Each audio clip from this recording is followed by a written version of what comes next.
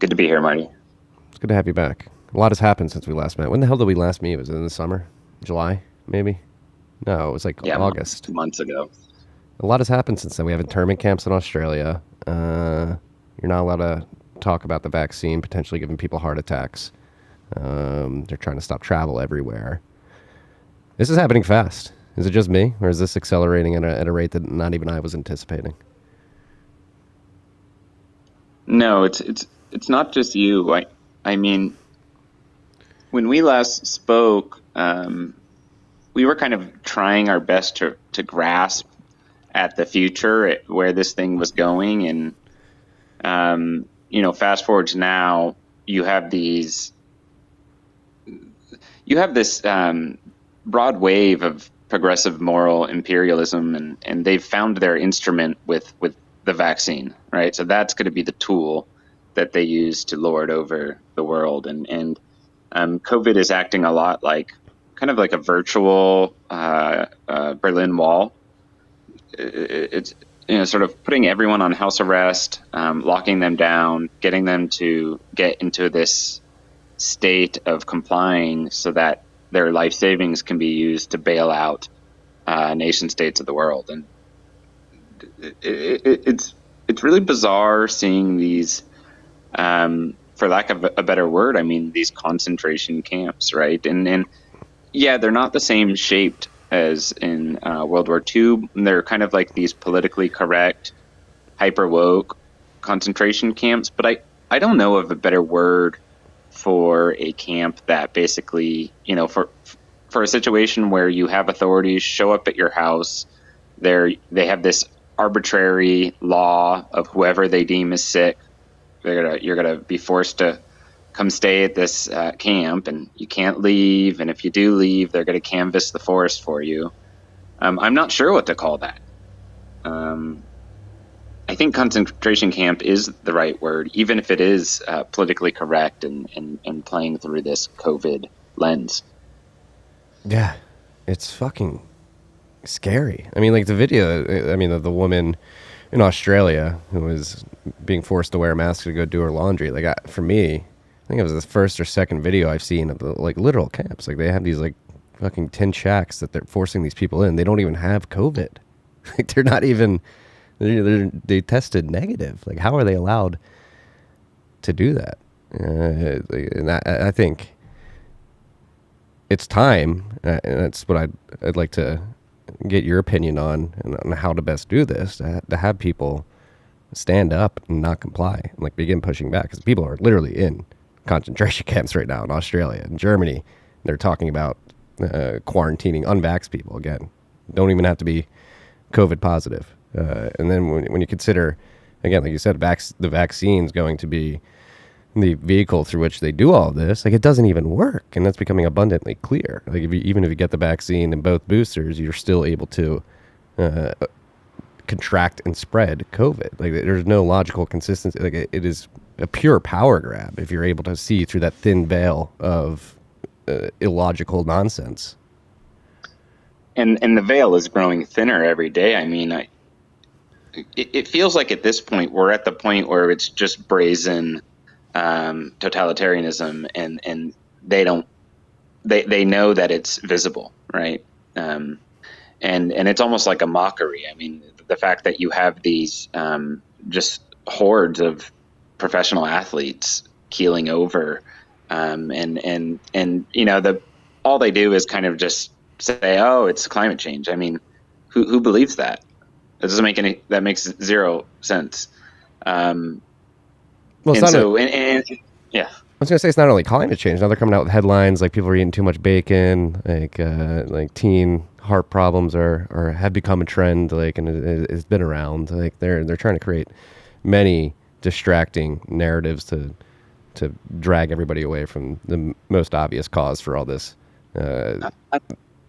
What's clear to me is that the worst thing that we could do as onlookers, like the failure mode that we're being drawn into, is this kind of failure mode where you're constantly pointing out and proclaiming to the sort of national conversation can you believe how crazy this is, right? That to me is a failure mode. It's a failure mode to actually be just pointing at this and pointing at that over and over and just saying, can you believe how insane this is? Because I think that is actually their aim. Their aim is to, and there has been some commentary on the idea that a lot of what this is it's a psychological operation based on what they learned in China in terms of torturing villages and cities and torturing large groups of people. The way that you do it is you embroil them in contradictory measures that don't make any sense. And so all the critical thinkers and all the people who are individualists basically become paralyzed because they become so wrapped up in the fact that none of the pieces fit together logically, right? So that's what I worry about, because well, it's true, none of these things make any sense. It doesn't make any sense that okay, so despite the fact that if you get the vaccine, you can get it, you can spread it, right? So you're getting this gene serum, and this new designer flu is just passing right through you, right? so right, so that okay. So if you hold that in one hand, and in the other hand you have the state basically ramping up the rhetoric, ramping up the persecution of the unvaccinated, creating this bad guy, right? Creating this sense of fear, and then you have this never-ending feedback loop, where they're saying, okay, well, now we're going to do more lockdowns. Now we're going to go that to a critical thinker, to an individualist, isn't, it's enough to almost make people go clinically insane. And I think that's what's happening. You see these and you're just like, I can't compute. I can't move any further, because how is everyone continuing to just pretend this is normal, right? So that's a paralyzing thing. And so I think it's easier to zoom out and say, wow, that is a very effective a modern warfare technique. Yeah, it's very effective, and like you said, they're trying to destroy the individualists, drive them crazy. And one thing that's beginning to scare me is, especially here in the United States, there's a few public standouts against this in the political realm, which are governors, Governor DeSantis and Governor Abbott here in Texas, and then now you have Fauci and Biden in coordination beginning to call them out individually in a veiled threat, saying there are some states that are not complying with the science, and they're they literally come out and say, I believe Fauci said they're putting individual freedoms above the safety of the public. And so they're here in the U.S. we have a few strong holdouts that are allowing me, I'm in Texas, and others that have escaped the insanity of the Northeast and other parts of the country. They're trying to attack the sticks in the mud that are Florida and Texas and other states that are standing up against this tyranny. And I just am really worried that they're going to try to launch a campaign to make these governors in these states bend the knee. And what happens if that does happen? Like, does Australia and Germany come here? And the whole world's kind of watching the U.S., right? Because the U.S., we're a country that's rooted in federalism, which means that there's a balance between federal powers and state powers, and we have a constitution. And while I think no one would argue that the America that we see today is unrecognizable. And there's a lot of debate that you can have around, is this a free country? But I think what can't be argued is that federalism has been an effective bulwark so far that has stayed this vaccine imperialism, which is really just the device that global central banking is using to execute this power grab, right? But the constitutional republic of the U.S., like that complexity, trying to push through authoritarianism through that, has been hard. And even though it's terrifying seeing how quickly things like the Constitution, how quickly pieces of paper become meaningless and reset, right? You see that fiat is becoming essentially, completely meaningless. You see that law is becoming completely meaningless. You see that ballots, voting is like none of these things matter. We're in the thick of it, and so that's terrifying because even as you sit in Texas, you just wonder. You wonder how real that is, right? Like, am I really in a place where this tyranny won't come reach out to me? And I mean, I don't know. There are signals that suggest like Ron DeSantis is actually going along the greater Great Reset agenda, just through a different road, right? So at the same time as he's saying no to vaccine imperialism, right? People and no to lockdowns, on out one side of his mouth. On the other side of his mouth, they're rolling out digital ID for driver's licenses, right? And so they're almost cutting directly to it, while doing kind of the long game of like, that classical conservatism, which is like, we're going to still get to the same place. We're just going to get there twice as slow. Mm-hmm. Yeah, it is interesting. And I don't know. I mean, you look in Texas and you look at Abbott, and Abbott is being very careful not to talk about COVID too much. He's focusing on the border, right? He's focusing on the fact that Texas is a booming economy, but you can see he's dancing around vaccine imperialism, and I mean, you look at Bukele out of El Salvador, he's dancing around vaccine imperialism. It went from a year ago, he's basically saying that everyone's got to get vaccinated. This is kind of the path. There is no option. Now, as he's had more interaction with the Bitcoin community, he seems to be softening on that. Came out yesterday saying it's your own choice. You don't have to be vaccinated. We'll provide boosters. Anyone that wants to, you can do it. And so, I zoom out a little. I look at these things and I understand what's happening. What's happening is central banking, global central banking is engaging every country, right? And it's saying, this is the battleground.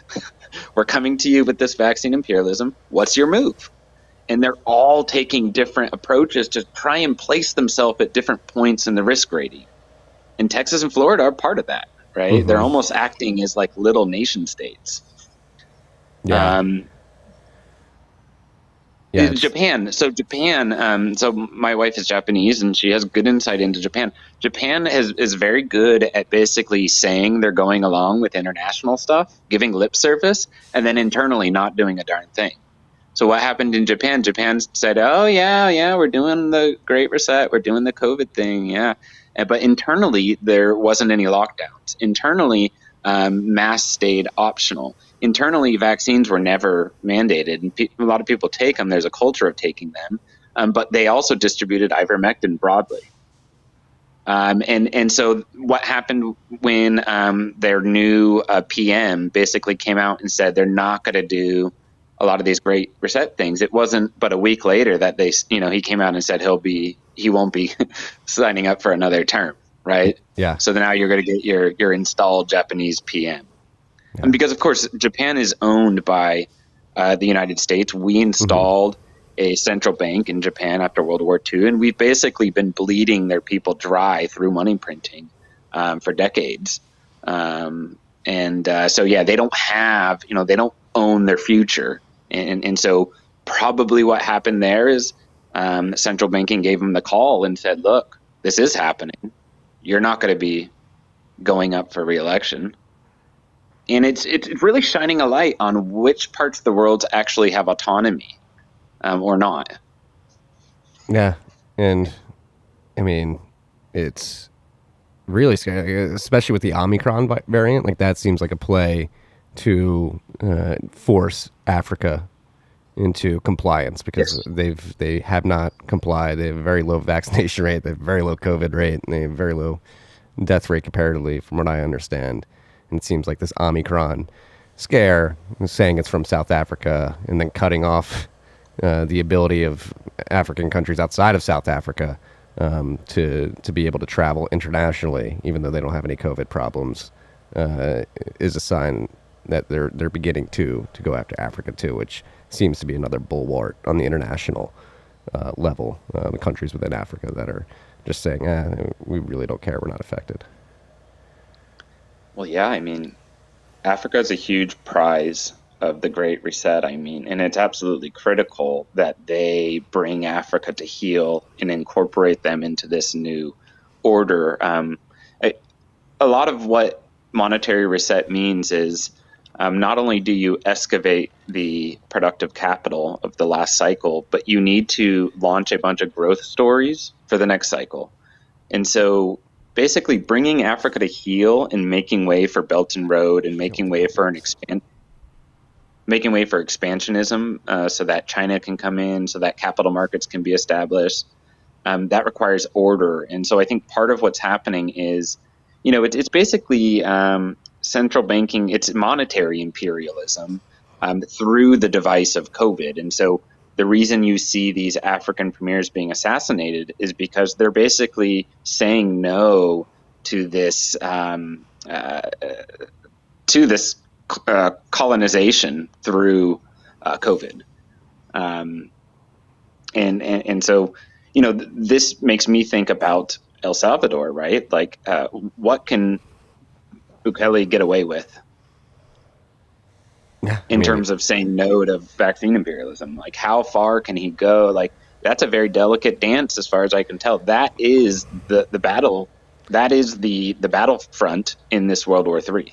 yeah. Well, not only that, but he's also coming at the IMF too, I think openly denying their their request to extend a loan and going for the Bitcoin bond, attacking them from multiple angles in that regard.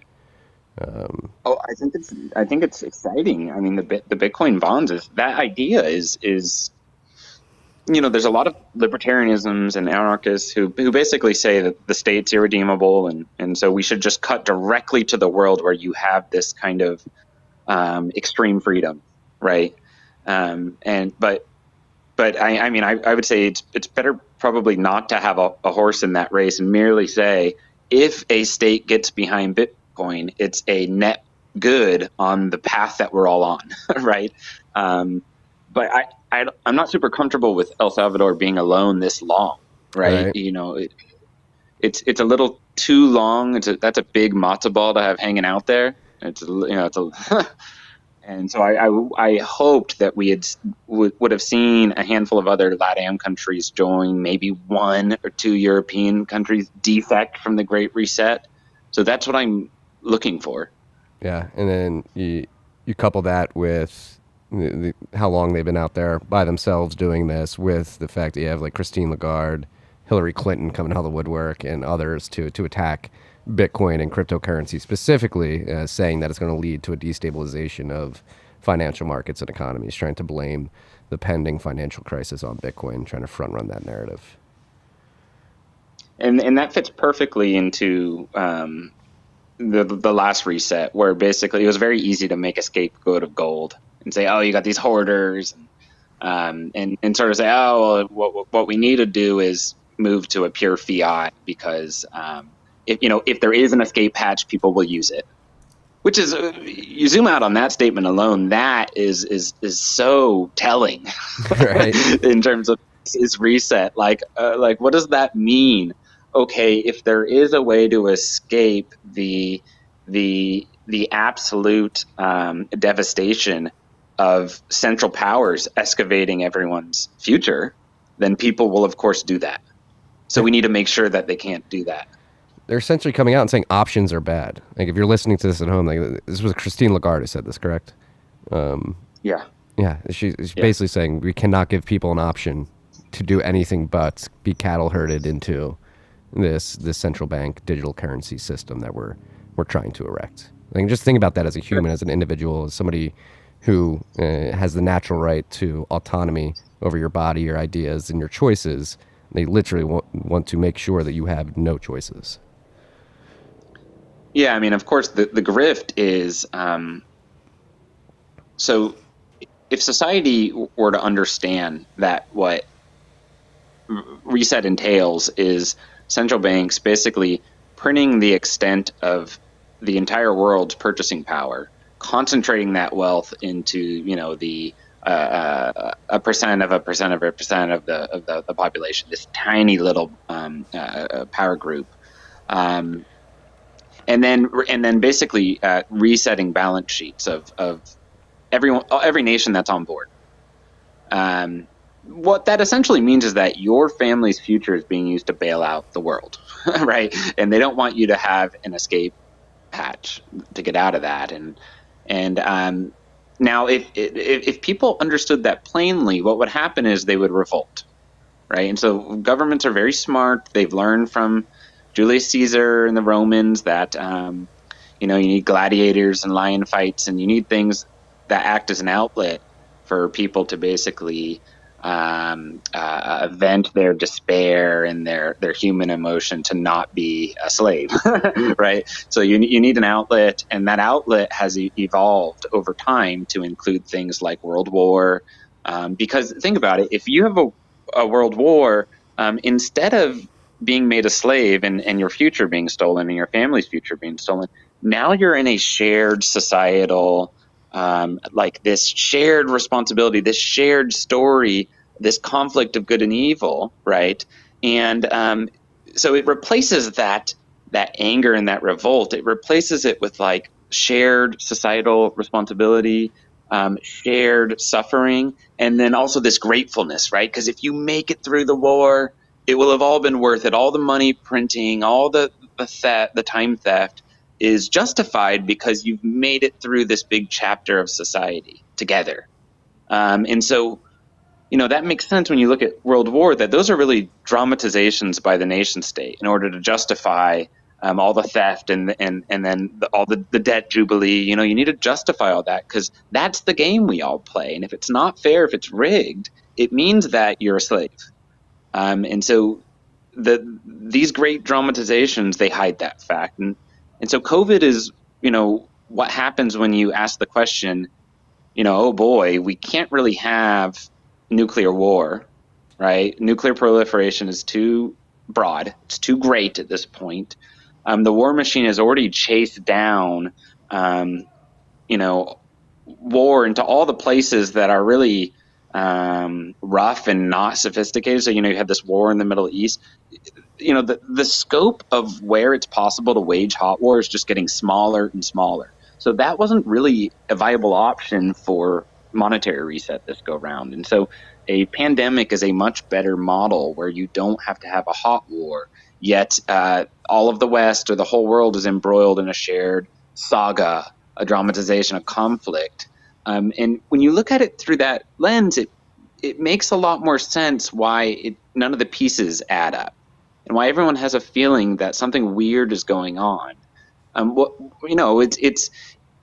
It's a corollary, it's a replacement for hot war. So lockdowns is like sheltering in place. The masks and all these movement rules are kind of like nuclear drills, right? They keep you scared. They keep reminding you that you're in this great conflict in society, and that keeps you distracted. And you need to be distracted when they're stealing your future and they're clawing back your freedoms, and they're, listen, Klaus Schwab on this video just the other day, sort of gleefully talking about how, like, come here and help me shape the future, help me sculpt society. Right? That's what I've been saying for 2 years. Let's set the narrative for the future. That was the one in the Middle East, correct? I believe it was in Dubai or something like that. That's exactly right. Yeah. And so, so how does the old banking families of global central banking actually steer society? And the answer is through these NGOs like the World Economic Forum and many others. That's how they interface with the political machine legally. They can do that, and they can do it with money, which of course they can create money. So that's how they steer society, and they're doing it right in front of us. It's not hidden. And so, of course, this is enough to make rational people crazy. This is enough to lock you up. Well, it is driving me a bit crazy because like, to me it's like, all right, I think, and again, I probably am an individual who's more in tune with what's going on than most, and maybe I over-index that and I'm a bit naive and to how everybody else views this stuff. But it seems like they're overextending themselves or moving too fast or being too blatant with this. Where it's like, hey, like they're sloppy to an extent. Like it should be obvious to everybody. But with that being said, now it's like, like talking to family members and stuff. They're like, oh, we're going into another lockdown. It's like, what? We're going to get our second booster. It's like, what the fuck are you doing? Like COVID's not even. Like, isn't he like? Yes, people are getting it. Some people are dying, but it's like nowhere near where it was in the summer of 2020, fall of 2020.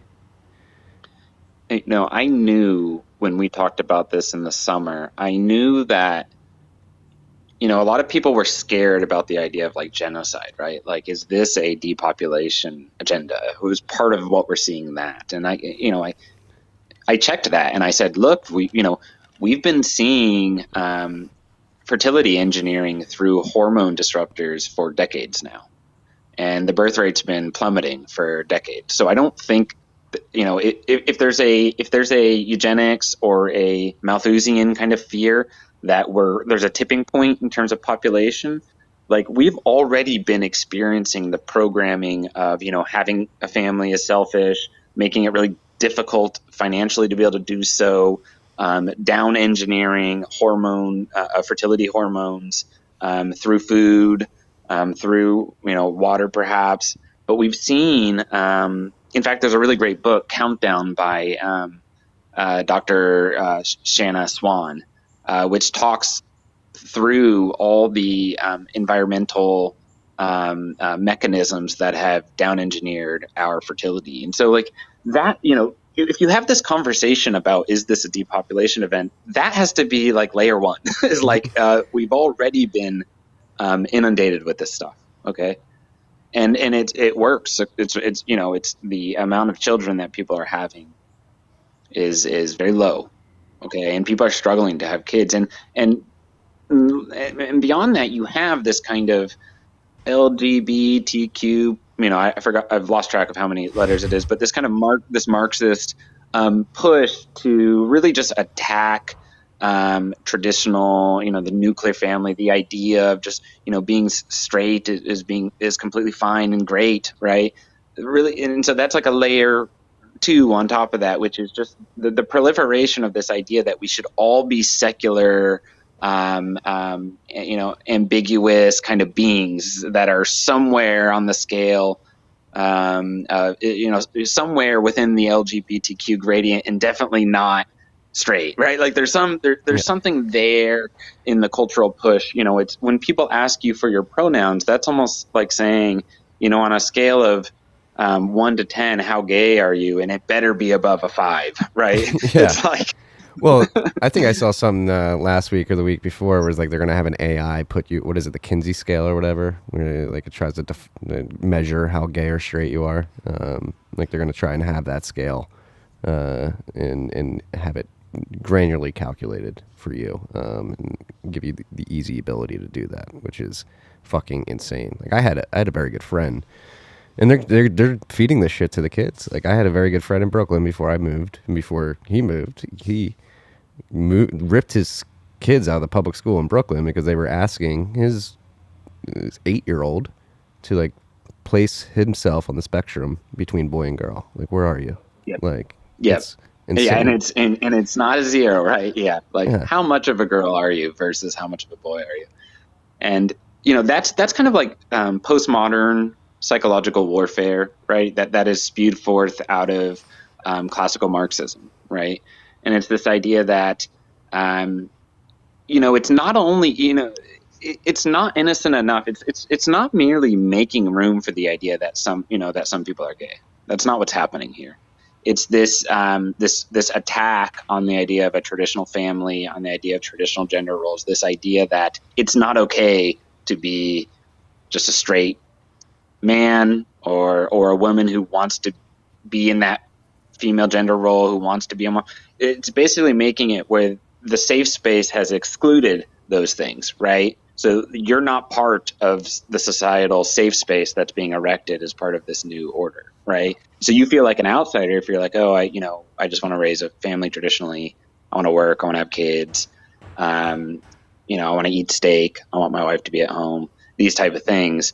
You're being alienated, and that's kind of a layer above, because it's one thing to say like, hey, man, some people are gay, right? Live and let live, and everyone should operate that way. Hmm. It's another to be basically, conducting like drag shows for kindergartens and asking, little kids, having them clarify how gay they are. Yeah, They're not gay. It's like, how gay are you, little exactly. boy, right? Every Um, so every that's a different thing. It's a different thing. Yeah, it's like, yeah, everybody's at least a little bit gay. Just tell us where you think you fall on that spectrum. It's so fucked, man. And people are Well, and falling for it. Like, and it is, what the pronouns exercise is. yeah, and it's actually affecting the kids. I mean, you talk to teachers and parents who have kids in middle and high school these days, and like you can just look at the statistics, like the amount of children and teenagers that are identifying as sexually fluid or gender fluid, whatever the terms are these days, is skyrocketing. It's When becoming I a, was a kid, it was very popular to treat kids with ADHD, and every kid, half the kids in my school were on pharma of some sort, Ritalin and this and that, and it was a big fervor amongst parents. They all thought, oh, this is what we had to do, and that seems to be what's going on, at least within progressive communities, for this whole trans push. It's just like, it's a big fervor. There's pressure to kids to basically, as early as possible, confuse the hell out of them about their gender identity, about their sexual orientation, um, install these signals that suggest that it's really not okay to be normal. You have to take on this this quirky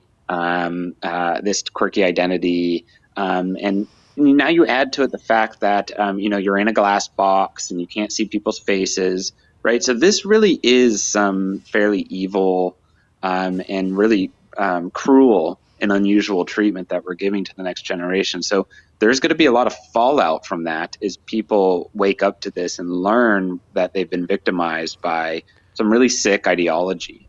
And again, I'm not saying I'm not saying that there shouldn't be room in society for folks to be individuals, be gay. There absolutely should be. People should be able to be who they are. But that's really different than a orchestrated, coordinated, very broad, from every angle cultural push to basically eliminate, sort of classical Western identities from the safe space. yeah, and we already have this data, particularly with people who take hormone blocking treatments that go on to regret it and commit suicide. Like there's like a high number of people that regret doing the gender change specifically later in life, and from what I understand, a lot of the regret and a lot of their anger is directed at the people who allowed them to do it when they are finally able to recognize they probably did not have the cognitive ability to make a decision like that at that point in their life. And we're just trying to normalize this across the country and here in America, at least right now, which is extremely scary. So you can't really have the discussion about, is COVID some depopulation agenda, without first having the just laying down those first two layers and saying, look, we've already been at war in that regard. We've already been inundated with this. And so last time we talked, I said, look, that covert sort of eugenics has been occurring, right? Is this overt eugenics? Is this, and I think I've leaned more towards possibly. The signals we're seeing with athletes essentially keeling over, the signals we're seeing with this broad wave of heart issues that mainstream media is having a very difficult time explaining away. The signals we're seeing with concentration camps, and what I'll say is they're politically correct concentration camps. So that so these things, when you hold them together, it's starting to point more strongly towards a kind of overt genocide. And I don't think anyone's been caught red-handed. And so you can't say whether it's explicit or implicit, but it's starting to be visible and point in that direction. I think it is a time for plebs to basically not be naive, hold these signals in your hand and say, when I craft my path forward, it's going to be in the face of these. And I'm not going to act as if you should shed your normalcy bias. That's very different than panicking. Panicking is a very silly failure mode, right? Mm-hmm. And panicking is like, oh my God, this is it. And you do something drastic, and then that's a silly move. That's not very smart. The right posture is probably like pragmatism, right? The right posture is like, okay, I can't say one way or another, but these growing orchestra of signals are starting to point stronger in this direction. And history tells us, if it walks like a duck, it quacks like a duck. It's very likely a duck. So I think where I'm at with it is that it's getting harder to ignore the signals that suggest that we might be seeing a type of sort of accidental or not, genocide going on. And so I think it's still early, but the rate that you and I talking in summer, I was pushing back against that. I was saying, you know what, covert, sure, that's been happening a long time. I think they were completely happy with that, right? It's not genocide if you kill yourself, if you're doing it to yourself, right? If you're making yourself obese with fiat foods, if you're making yourself infertile by not researching and opting out, right? If you're not taking your kids out of government schools, if you're not, that's not really genocide if they're basically putting that out and people are gladly adopting it. And so that's covert eugenics. And I had assumed that they would be content with that. But there seems to be something beyond that happening. Yeah, I mean, just in the last couple of days alone, I believe AstraZeneca came out and said, "Oh, actually, like we're finding out that the vaccine that we've been handing out has been creating a cell protein that is acting like a magnet that is creating blood clots in people's bodies." Like AstraZeneca came out and admitted that this week. Like, hey, this may actually be killing you. Again, it makes me just want to touch on the thesis again, which is, my greater thesis for monetary reset is that Western nations are taking the lead from central banking imperialism's Great Reset plan. Okay, so they're signaling the Great Reset plan, and you have these Western nations self-selecting into it, and it's a broad coalition. It's over 100 countries, and the idea is, it looks a lot. What they're trying to do is claw back freedom and rights and assets from the masses, and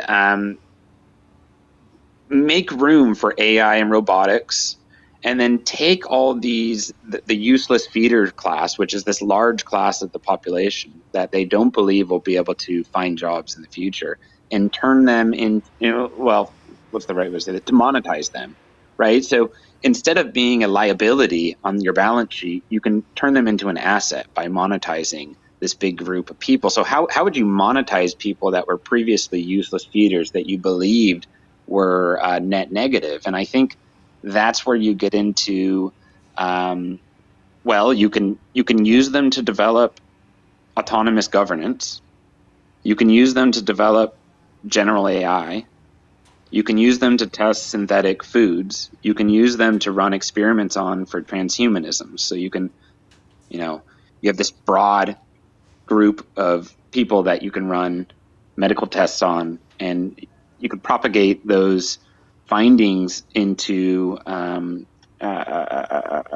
sort of evolutionary gene products for the wealthiest people on Earth. And that's the answer to, how could you actually roll out a communism, a type of new social scoring technocracy? How could you actually do that in a way that the bottom line made sense, right? Because, if there was nothing to do with all these people, right?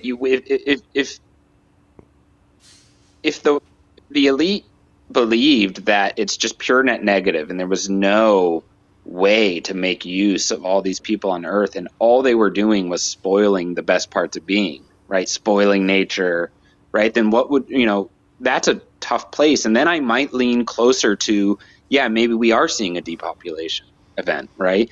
But the reason that I don't think that is, there's a lot of value in human beings. And even if they can't produce value, there's value in using them as products directly. And so I think a little what we're seeing is, Facebook grew to be this massive empire. You don't pay for Facebook, right? So you're the product. You're the Mm-hmm. product of Facebook. They monetize you aggressively. And I think that's what nation states are learning. And part of the Great Reset is an appeal to the Western nations that, like, look, you're about to have a joblessness problem. You're about to have a problem where people can't produce value for society. We're crossing this threshold where robotics and AI are about to take over. You look at Andrew Wang with UBI. Okay, so now what? You're paying everyone in the world. Why? Why are you paying them? Why? That doesn't make any sense. And that wouldn't be what happens from a central banking point of view, who views the world as a business, as a balance sheet, right? And so how can you take someone from the liabilities column and put them in the assets column? And I think that transhumanism, I think that developing autonomous governance, chasing China down that direction, building essentially automatic government, algorithmic government, that means that humans as a product are incredibly useful. And so to me, I'm still skeptical that it's this mass overt genocide, but there might be a dialing down element, right? So you could say, how many humans do we need for these initiatives? And let's dial down to that. And so that's in the back of my mind. I'm looking at that as like a possible motivation for dialing down, yet still trying to swoop up big hordes of humans, putting them in these kind of communist, technocratic cities, and paying the bill, right? Because at the end of the day, that's what we're talking about. We're talking about, you don't have to own anything. You get your pod, you get your fiat food, and so for what? What did they get, right? You're giving me Facebook for free. Why? Why this freemium model? And so that's what they have to work through. And when you look at what the World Economic Forum is pitching to the richest people on Earth, they're pitching transhumanism. They're Mm-hmm. pitching merging with machines. They're pitching AI. They're pitching robotics, right? And so how do you develop? You're going to evolve the richest people in the world into angels. How do you develop those things? You need a population to test on. Yeah, you need What guinea is the pigs. vaccine pipeline? Yeah, you need guinea pigs. So that that's in my mind, and these are the things I'm looking for, and this is what keeps me from saying, yeah, this is just a depopulation event, because that doesn't make as much coherent sense for the next chapter as this kind of fourth industrial revolution pitch does. That makes a lot more sense to me, right? And it answers the question of why are you going, why are you going to give people free housing and food, even Yeah, if it's pods and synthetics, right? For yeah. I food. mean, you're essentially describing the end conclusion is the Matrix. Everybody lives in a pot of vat that just uses your life force as an energy source for these transhumanist beings, if you will. Like if you keep going down the line on a long enough timeline, that's probably where this ends up. Yeah, a long enough timeline. I mean, I think a better visualization is kind of like Howard Springs, the concentration camp, right? Which is kind of like, it's not the concentration camp you imagined. It's like this woke, where you have these doctors being like, "Yeah, you can't step off your balcony," right? Like, these are the rules. Like, I think it's more that kind of politically correct version of the Matrix. This really annoying soy version that lasts for 80, 100 years. Yeah, yeah. Well, to again, let's steel man all these too. Like so that we've been talking about vaccine lockdowns, but another thing that I've been paying attention to more intently over the last few months, specifically, is the manufactured energy and food crises that seem to be right around the corner as we head into this winter. You've had the decommissioning of reliable energy extraction, production, and electricity delivery over the course of the last couple decades in Europe and parts of America and other parts of the world. And at the same time, you're seeing a like decrease in the productivity of crops. I saw Brazil came out and started warning. Brazil, the fourth largest exporter of food in the world, came out and warned everybody, hey, 2022, we're not going to be producing nearly as much food as we have in the future. And they're sort of intertwined, the energy and the food, because you need natural gas. A byproduct of natural gas is fertilizer, which allows you to grow enough food to feed the world. And it seems like right now, price of ammonia, which is a very key ingredient in these fertilizers, is spiking to astronomical levels, and it is highly likely that the food prices will trail that very, very closely as we head into the winter here. And so Yeah, I think they're are they trying to after. freeze and starve people to death? You will, more to the point, I mean, if you want to reboot food that you're buying of your own free will, and you're using the free market to select the nutrition you want from your family, and you want to reboot that into a system where you have a central source of government that's doling out synthetic soy food, right? Then you need the equivalent of bread lines from the Great Depression, Mm-hmm. right? And so they're rocking the vending machine back and forth in terms of the economy. They're trying to get it to tilt over, trying to get this all to collapse while they're printing money.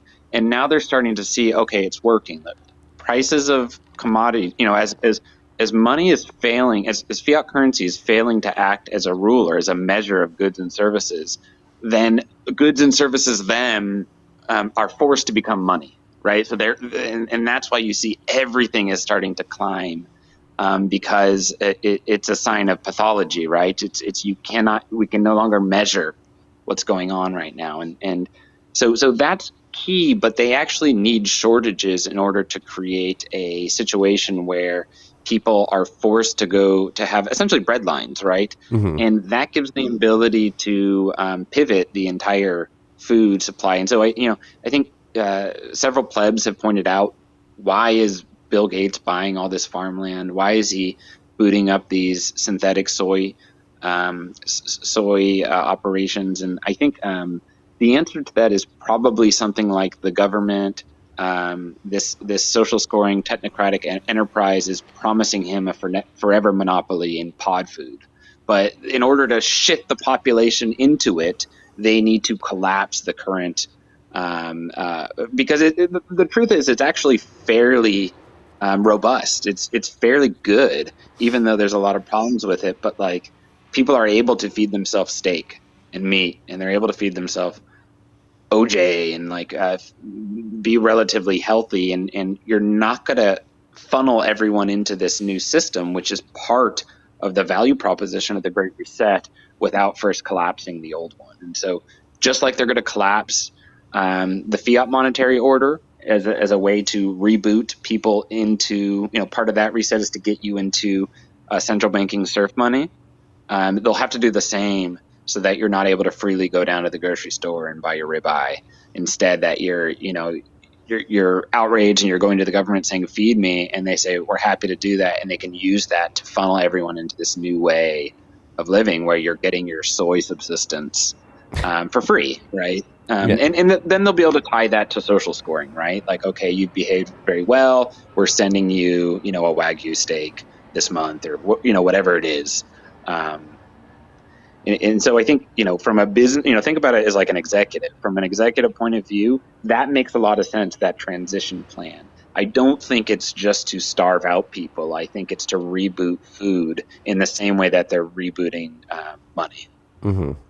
Yeah, it'll be funny to see if it works, though, and it actually does wind up starving people because nobody actually wants to eat it. I think I saw you retweeted something or tweeted something out of, just the famous picture of a supermarket aisle when there's a big storm or something. All the soy sludge is untouched. Are people gonna actually eat the sludge when it's given to them as their only option? Maybe desperation gets high enough, and that's another mechanism too. Like, is it a combination of that attempt to transition the food supply to this sludge as well as get people desperate enough where they can then exert more control over them, because when people Yes. are scared and desperate, they will cede more liberties. I think a lot of it depends on people's financial stability, right? Because if you can be roped into serfdom because through reliance on the state, then and I think a large percentage of people, at least in the United States, will be, and so it's a very sad and tragic thing. But at the same time, I think their efforts might also be serving to further decentralize food. Hmm. And so you see modern Tea Man and untapped growth, and you see basically food processing efforts to basically unlock food processing locally and put it back in the hands of the people so that you can just go to your rancher locally. You can do localism. You so you see an effort, a movement of people trying to unlock, make food easy again, make food give license back to the plebs in order to feed ourselves.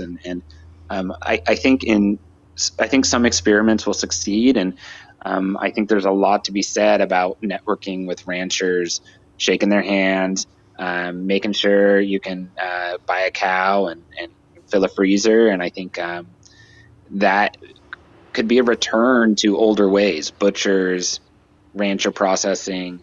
And so I think you'll get both outcomes. Thankful for Bitcoiners, we know that one path is clearly preferable. Yes.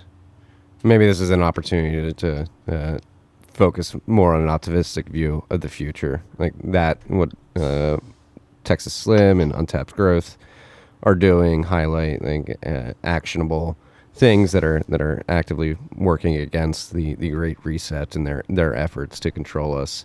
And I think we're going down. We're an hour into this conversation. We've been describing their tactics and their intention and how successful they are. But I think we should try to give a white pill out there as well. Like we can be successful with a counterpunch um, as Yeah, well. I mean, plebs ask how I stay white pleb. I mean, the fact is, I've never been so optimistic. A hero's journey requires a bunch of adversity and conflict, and so, in a weird way, COVID has been this huge gift for so many men who realize like now's the time to become a strong man, so that we can leave this soft era behind. And so it's a calling, and I think there's huge hope and excitement in that. I've never felt more alive, and it was hard at first when I realized what was happening when the light bulb came on in, but as I put the pieces together, I realized um, you know Bitcoin is it's succeeding. I wouldn't want to be the state right now. I mean, like, look, don't they look feeble and at a loss? Like, you have a Hillary Clinton doing they're sending her to do the rounds on interviews, being like, oh, this really could destabilize nations. A year ago, they were pretending that they were laughing at it, that it could never be money. And so, um, you know, I think if you're the state, you're in a really bad position. And I hope that explains my optimism because, if you stay zoomed out, you can play the board. There's a lot of awesome moves. And there's a lot of room to become a kind of prolific household and start thinking about your family, start thinking about things in terms of, not just decades, but centuries, right? There's a lot of, I think some great households are being made right now. We're banding together and we're thinking about how to resist the absolute centralization of power and rights. And society is being decentralized at many layers, and so you want to stay clued into those things. You want to lean into those things. That's where hope is coming from. It's not about defeating the Great Reset. I I I I observe monetary reset and I observe the Great Reset because I don't want to be naive. I want to see what's happening so that I can compare that with how I'm behaving. Right? I compare that with my own trajectory and direction of my family and my close friends and the plebs and nims that I hang out with online. I want to help my people, and what I can say is like the window the you know Bitcoin has gotten to a point where they they can't stop it anymore. Too many moneyed people have adopted Bitcoin that so the best the state can hope to do is allow their moneyed constituents to have Bitcoin exposure through um, uh, uh, institutions that they can control, um, and then prevent Bitcoin as acting as an escape hatch for the individual, right? And so that's the best the state can do right now. And I think what that means is they'll need to eliminate. I mean, they really have to attack only two. They have two things left to attack, and it's very problematic for them. So one is they'll have to attack self custody, the idea that you could hold your keys. Um, and the reason is if you hold your keys to your Bitcoin, not only does it erode the ability for them to fractionalize the supply, so it creates this true absolute finite supply, which again that completely destroys the state's command over seigniorage, and they can't steal your time. So the more people that hold their keys, the less the government's able to fund unlimited ventures. But the bigger thing is that they can't censor your payment. So once you hold your keys, you say where that Bitcoin goes, you say when, and if people want your Bitcoin, at the end of the day, you have to give them permission. And that doesn't mean you can't be tortured. It doesn't mean they can't kill your family. It just means you have to say it's okay. You get to. And that puts them in a terrible place for confiscating Bitcoin, right? If they started rounding people up and trying to, torture them for their keys, like it's just going to spook people. People will flee to other jurisdictions. So it puts them in a terrible place from a confiscation point of view. And the other thing is that the moneyed constituents that they have to satisfy, they also understand that they need to hold their keys. Even if they're using a custodian, they want the custodian answering to them, not the government, right? If you have billions of dollars in Bitcoin, you don't want to be beholden to the state. And so the state's in a really sketchy place from a self-custody point of view. They've kind of let the cat too far out of the bag. I'm not quite sure how they can claw that back, to be honest. I've thought through this pretty heavily, and I think this is where we're seeing this cyber pandemic groundwork being laid. This idea that next there's going to be a pandemic in the internet, and the idea is that these Great Reset countries could band together and say, oh my gosh, there was this big, cyber attack, terrorist attack. We need to take control of the internet. We need to force you to use digital identity to log in. It's very convenient because you're already getting digital ID for your central bank surf currency. So now you need that to log onto the internet, and we need to watch what you're doing because, the old way doesn't work anymore. We need to restore trust in the internet, just like we're restoring trust in food and restoring trust in money. And I think that what they're hoping is that they could say also, you need to use this wallet, or you're not going to be able to withdraw your Bitcoin from exchanges. So it needs to be with institutions that we sort of mint and say, okay, these are approved, regulated institutions. And so, and the reason we have to do that is because this cyber pandemic, right? And I think they're going to try and do it in a coordinated, concerted way where you have over 100 countries buy into this with NATO and all that, and basically say, this is what we're doing to the internet. And this is how you erect a great firewall of the West that looks a lot like what they're doing in China. And so, I think the window on that is closing pretty fast. Bitcoin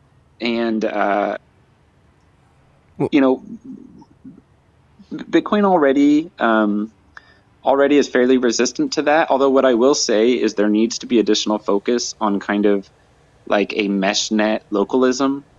So, and because Bitcoin is layered, like theoretically you could like have liquidity zones in various like free states, for example. So you could have like a Texas mesh net powered by Wi-Fi in close proximity, which is fairly fast, and LoRa net to connect a little bit further range, and you could have completely off-grid um, uh, uh, localism, like full economies running off lightning, and so the the further along we get in terms of launching like local circular economies based on Bitcoin, the better, because it puts us in a place where, the responsibility as like a node or a vendor is slowly growing, right? It used to be you run your node, right? So you're not trusting, you have your own copy of the time chain, and now you have like your own lightning liquidity, and I could see that growing over time to include things like guerrilla mining. So you have a miner at home that's providing hash support, and also like you're joining like your localism meshnet. So like the power of the off grid local economy grows, and I could see something like that starting like a Bitcoin renaissance.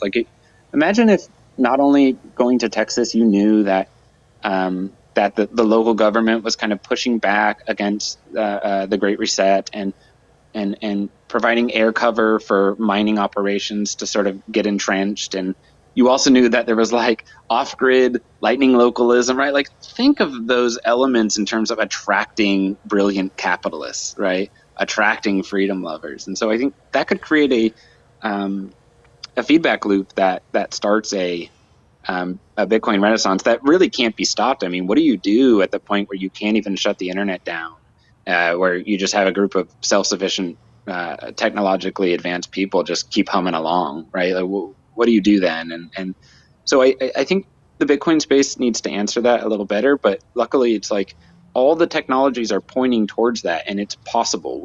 It's possible to build a prototype of a meshnet localism, local economy.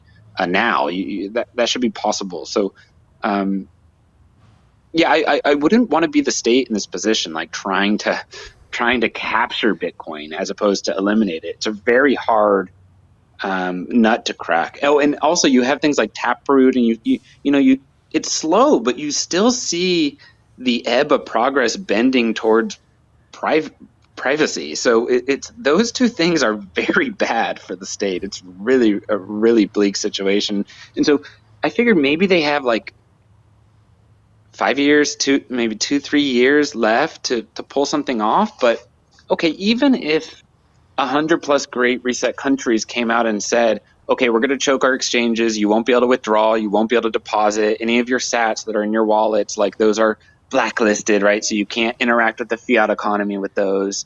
Um, Even if they did that, it would only take a couple jurisdictions in the world to basically see that as an opportunity for themselves and be like, ooh, that they would attract all this capital, all this wealth. And that would be enough that it would essentially create a permanent escape hatch that would dissolve the state permanently. So I think they're in a tough place. And it's from this point of view that I am very optimistic, because, if I had to choose to be with the bad guys or the good guys, the bad guys are in a really brutal place. And even though the tyranny that we're seeing is terrifying, and I don't think we're at peak clown world yet, I think that they're in a pretty rough place as far as ultimately winning. Yeah, no, I completely agree. And like a couple points there, just to riff on that very eloquent and beautiful rant you just went on. Again, everybody likes to like try to do some retrospective on the supply schedule of Bitcoin, and like it should have been more flat. But I think the way Satoshi did it was fucking beautiful, and has given us this advantage that you just described there, in terms of the state being in a very hard place, like having to go after custodians and institutions, where a lot of Bitcoin is centralized. A lot of the in specific wallets owned by specific corporations that the state can manipulate to a certain extent. But with that being said, there was so much Bitcoin distributed to the market in the early days. There's so much free floating Bitcoin in wallets that are controlled by individuals. It's a gigantic mountain to climb for them.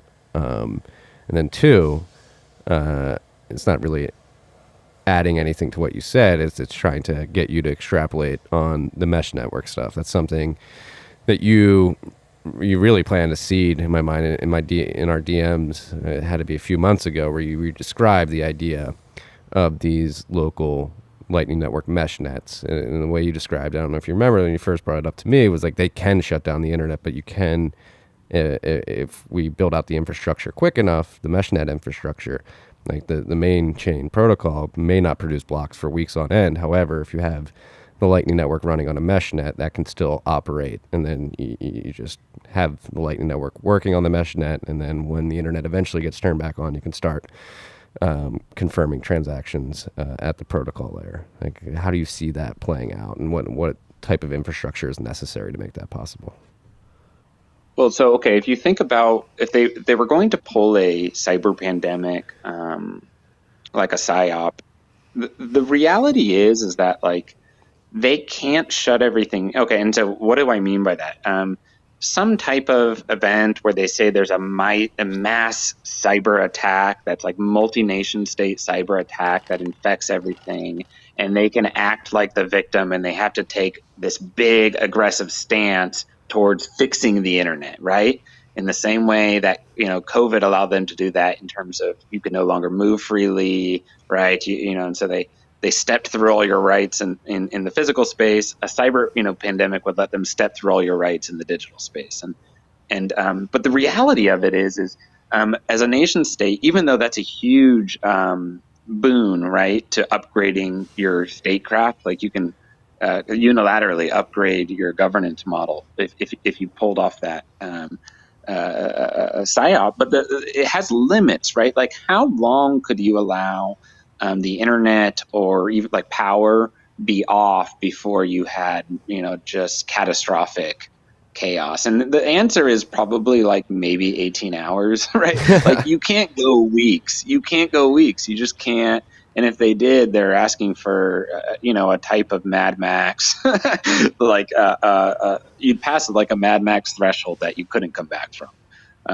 And so just from their point of view, I don't think they want total destruction of all their own infrastructure assets, right? They actually just want the control. They want to share up that control.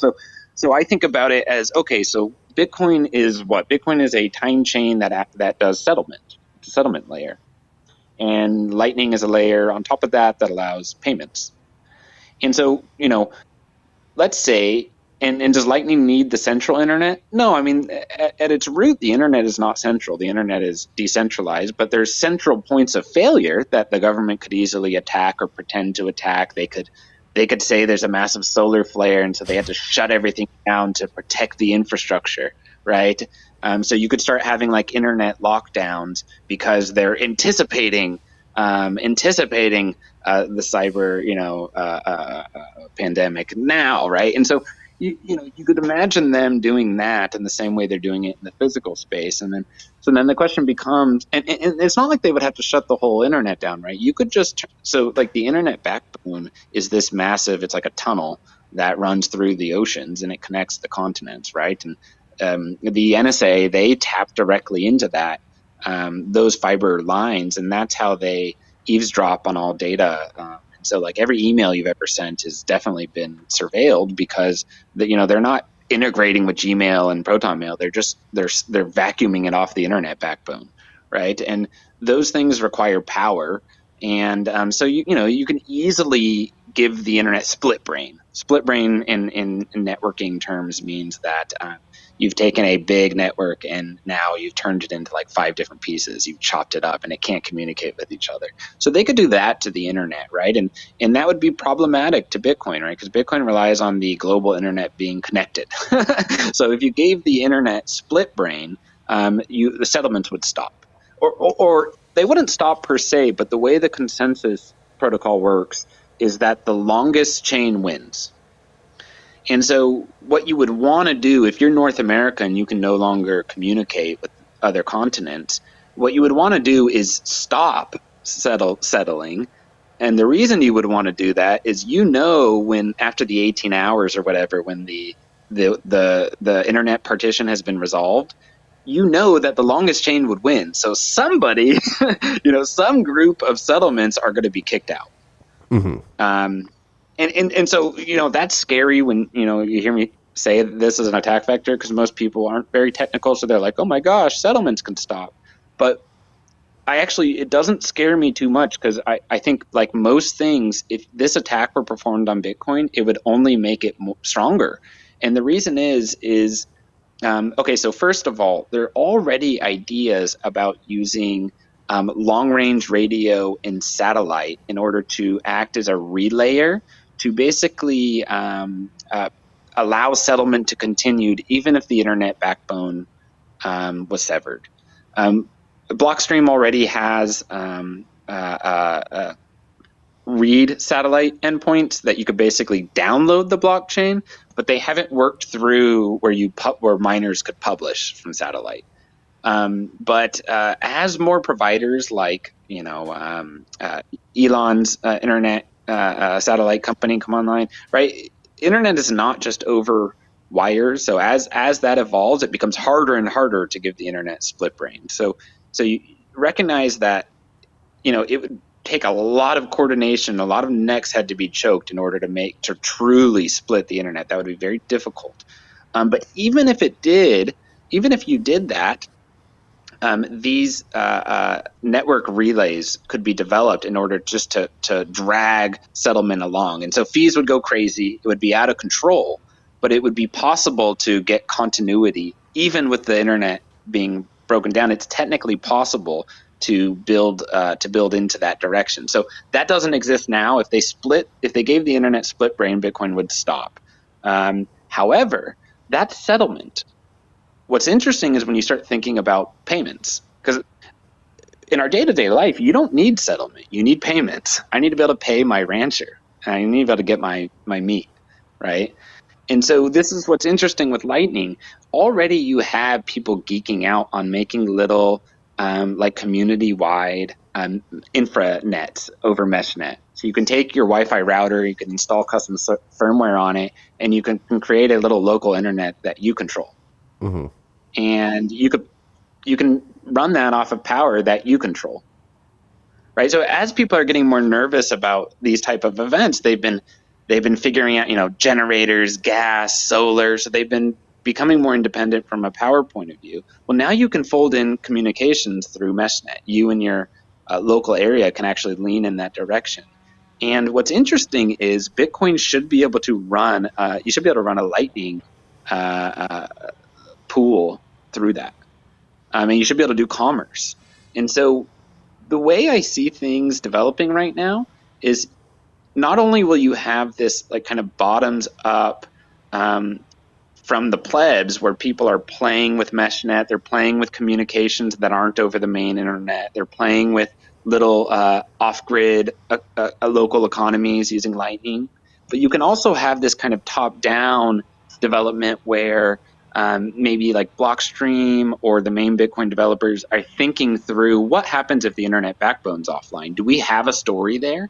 So you can attack it from both ends, and what happens is the window on this attack is closing, right? The technology is growing in that direction, and so I'm still optimistic when I think about this, because if you tried to pull that attack off, it would only act as a catalyst that pulled all available resources onto developing these two ends, right? So if you made it where Bitcoin couldn't settle for 18 hours, and then they went off on this pathological cyber pandemic narrative, and we saw where that was going, Blockstream and all the Bitcoin developers could stop and say, okay, number one priority is long distance radio relay for settlement, satellite relay for settlement, and then plebs can say we need teams making meshnet localism prototypes so that we can start figuring out how do we evolve the role of a Bitcoiner, right? Because today you run your node.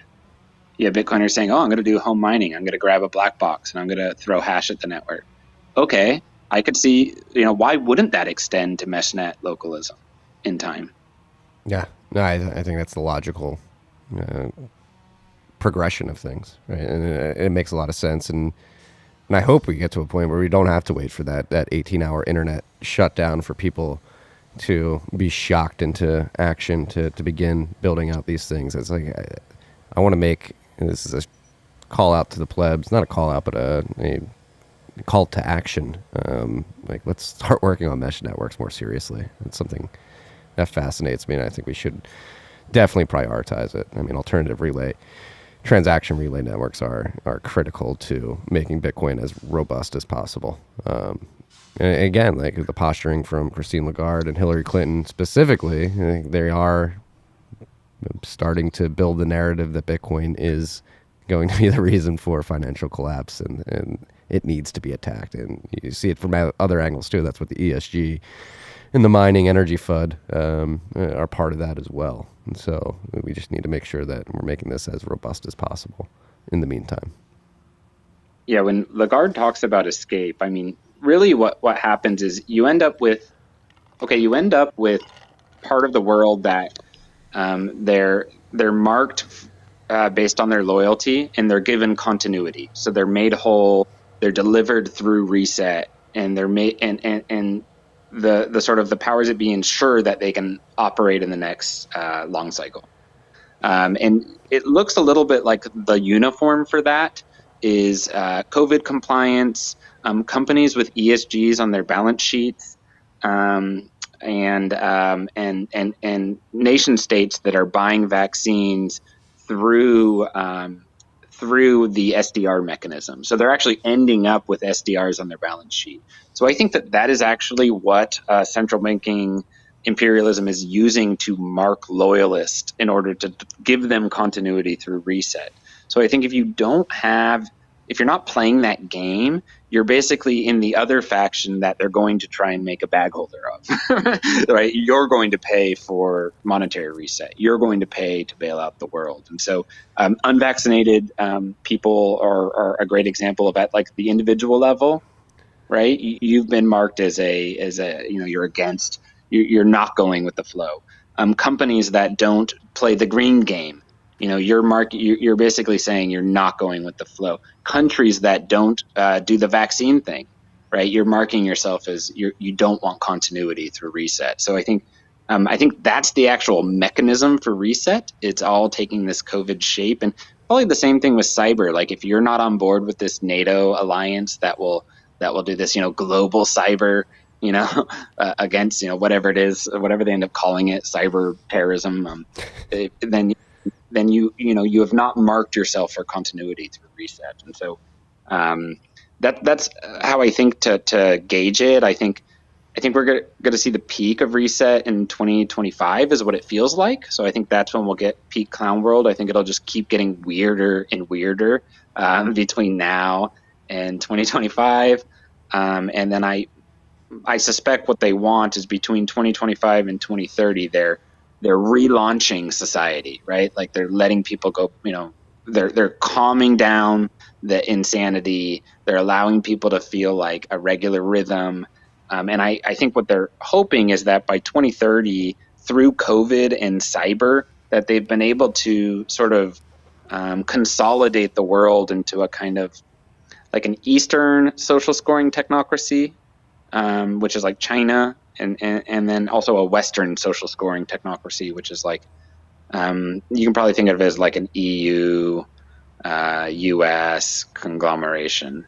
So COVID and cyber are being used to create that regionalization, that consolidation. And when you hear them talk about like net zero 2050, I think the idea is in 2030, we'll combine the world in just to a handful of technocracies of different values, Western values, Eastern values, two technocracies, all social scoring, right? So all social scoring, autonomous governance, right? And by 2050, we'll use environmentalism, climate, and we'll use probably like UFOs, something like aliens, and we'll use that to combine the East and West. And you'll get a one world technocracy, all based on AI governance. And so I think that's their greater plan.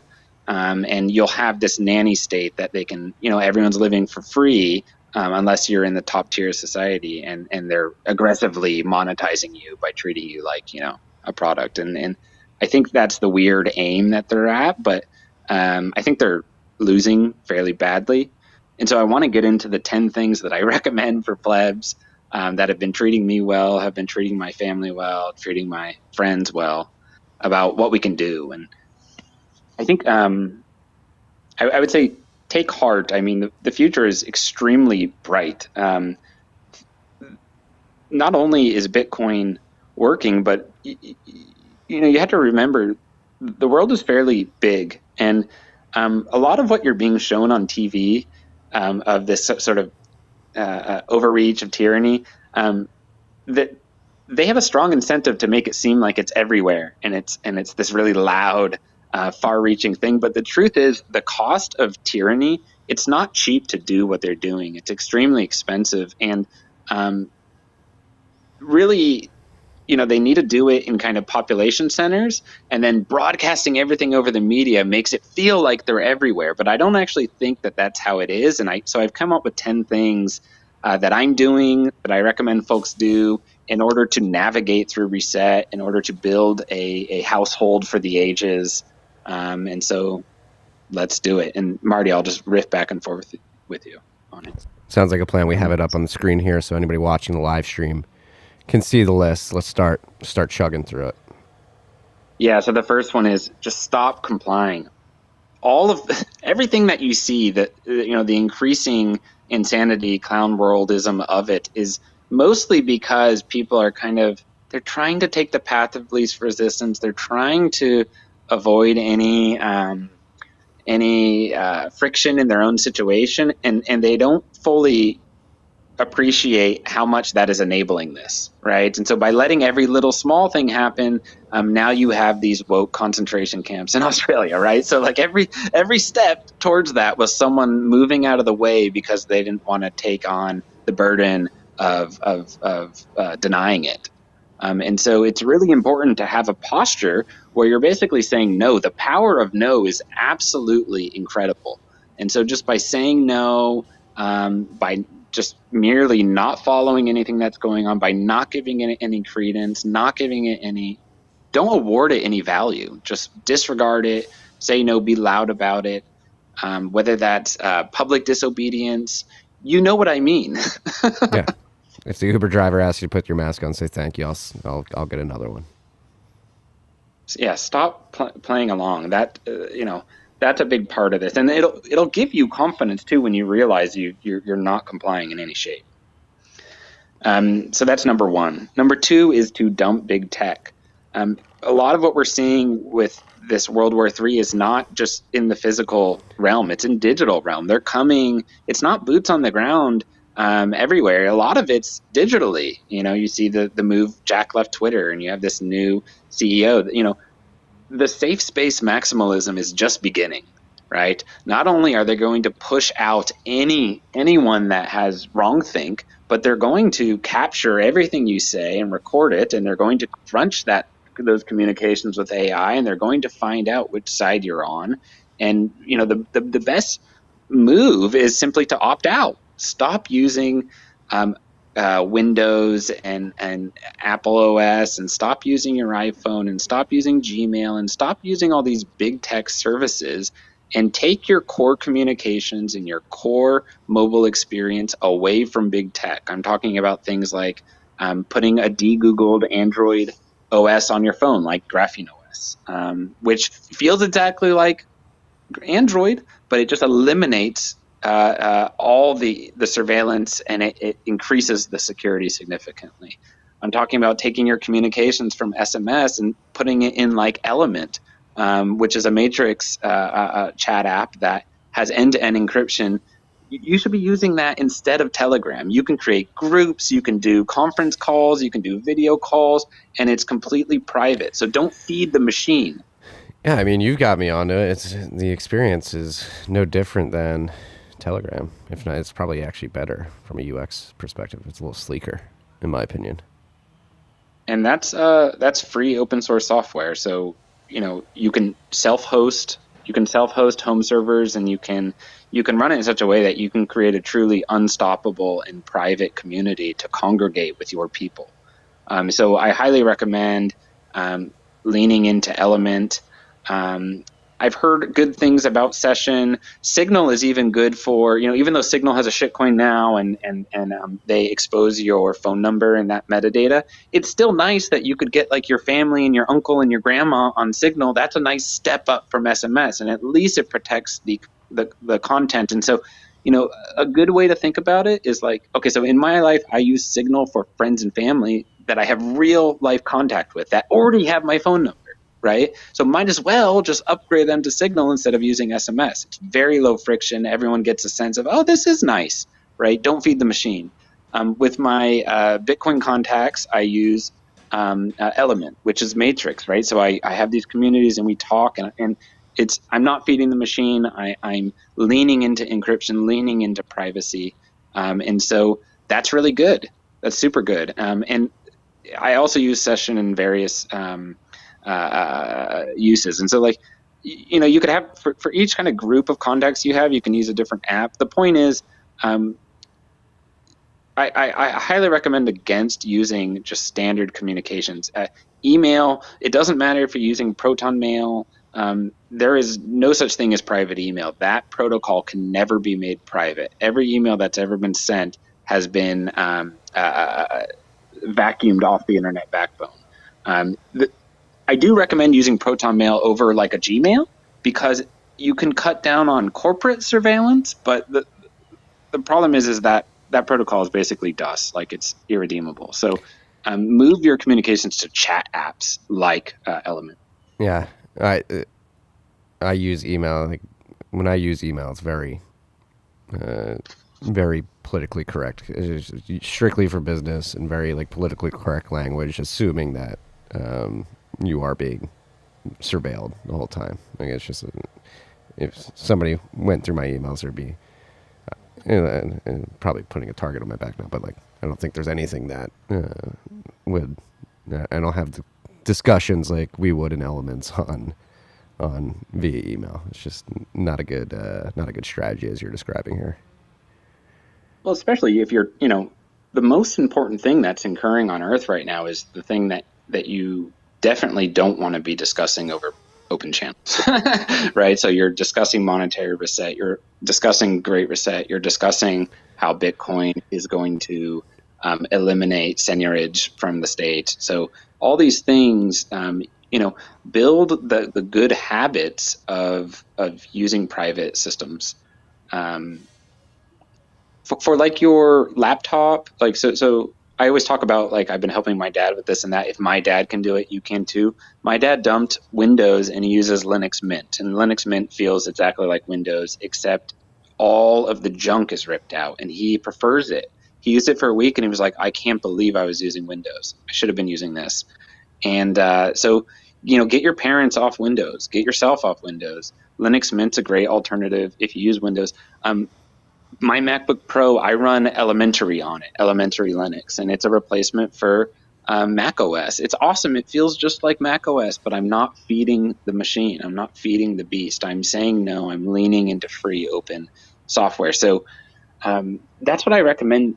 Same thing, dump Gmail, move to Proton Mail. Yes, it's not private, but at least you're not feeding Google, right? They are aggressively absorbing that content and using it to drive AI models, and they're a direct extension of the state. So I wouldn't go in that direction. Now if there's ever a time to move away, now would be the time. So yeah, that's number two. We have stop complying and dump big tech. The next, yeah, number three. So I've been preaching this a while. I think that it's wise to minimize your true name. And what I mean by that is, okay, so you're John Doe. You interface with the public world. You have a career, right? So you might be a web developer. Okay, so then you have a LinkedIn.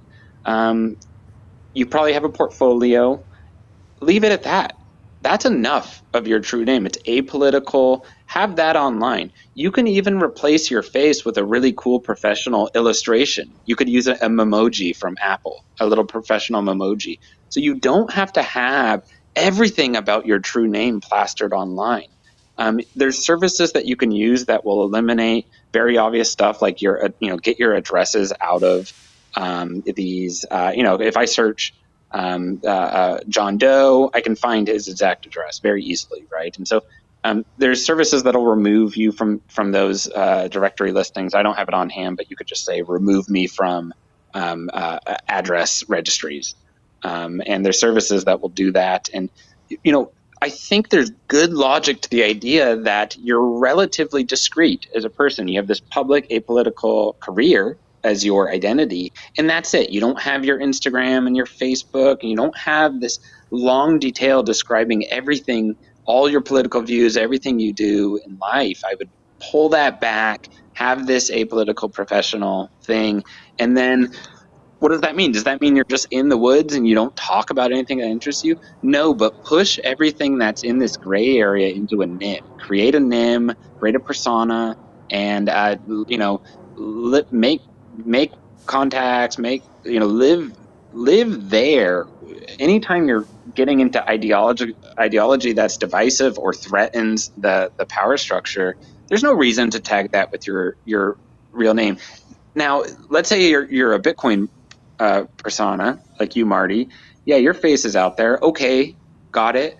But you might not use your legal name. You might have some separation there, right? You might have street smarts. That's all I'm getting at, plebs.